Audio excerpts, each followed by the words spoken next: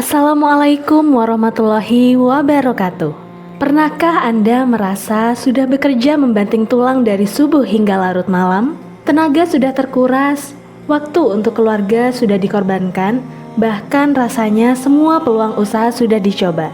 Namun anehnya, uang seolah hanya menumpang lewat. Jangankan untuk menabung, hutang di warung, cicilan rumah, atau pinjaman modal justru semakin melilit dan menumpuk. Kenapa bisa demikian? Padahal, secara logika semakin keras kita bekerja, seharusnya semakin banyak rezeki yang kita dapatkan, bukan? Sahabat jalur ridho muslim, jangan-jangan masalahnya bukan pada kurangnya kerja keras Anda, melainkan ada bocor halus di dalam rumah tangga kita yang tanpa disadari menjauhkan kita dari berkah Allah. Berdasarkan hikmah langit Quran, rezeki itu bukan matematika manusia, melainkan rahasia ridho Allah. Hari ini kita akan membongkar 3 kebiasaan rumah tangga yang membuat rezeki seret dan bagaimana langkah amalan untuk mengubahnya agar hutang cepat lunas. Mari kita evaluasi diri bersama. Apa saja 3 kebiasaan yang sering kita sepelekan tersebut? Kebiasaan pertama adalah sering mengabaikan hak pasangan dan juga mengeluh.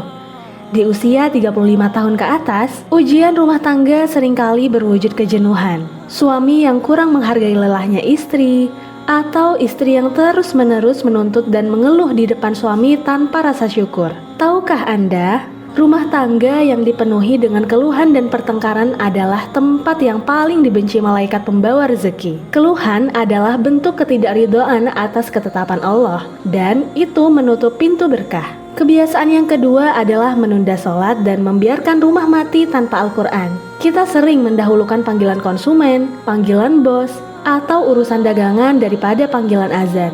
Ketika kita menunda hak Allah, Allah pun akan menunda urusan rezeki kita. Rumah yang tidak pernah terdengar lantunan Al-Quran di dalamnya diibaratkan seperti kuburan, gelap secara spiritual dan memicu hawa negatif yang membuat penghuninya boros dan selalu merasa kurang. Kebiasaan yang ketiga adalah pembiaran sifat kikir atau pelit di dalam rumah. Banyak yang mengira saat hutang menumpuk, kita harus menahan semua uang dan tidak boleh memberi. Ini adalah bisikan setan.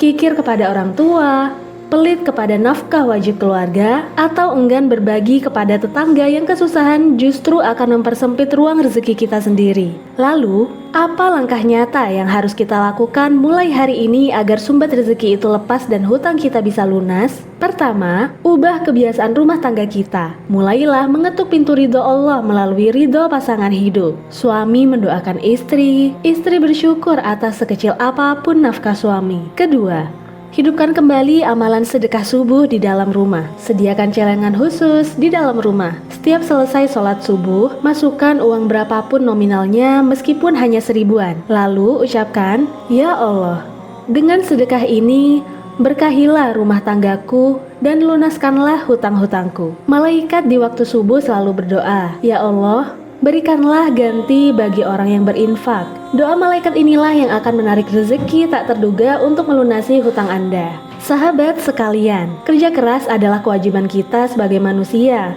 Namun hasil akhir adalah hak mutlak Allah. Jangan sampai kita mengejar dunia dengan cara yang membuat pemilik dunia murka. Mari kita bersihkan rumah tangga kita dari kebiasaan-kebiasaan yang menjauhkan keberkahan. Ketika rumah kita sudah bersih dari maksiat, dipenuhi dengan zikir dan dihiasi dengan rasa syukur, maka berkah akan melimpah.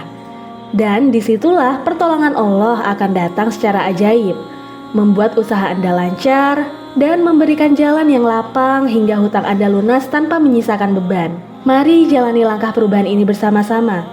Tulis di kolom komentar jika Anda berkomitmen untuk memperbaiki kebiasaan rumah tangga mulai hari ini, agar kita bisa saling mendoakan. Jangan lupa klik tombol subscribe dan bagikan video ini jika Anda merasakan manfaatnya. Sampai jumpa di video jalur ridho muslim berikutnya. Wassalamualaikum warahmatullahi wabarakatuh.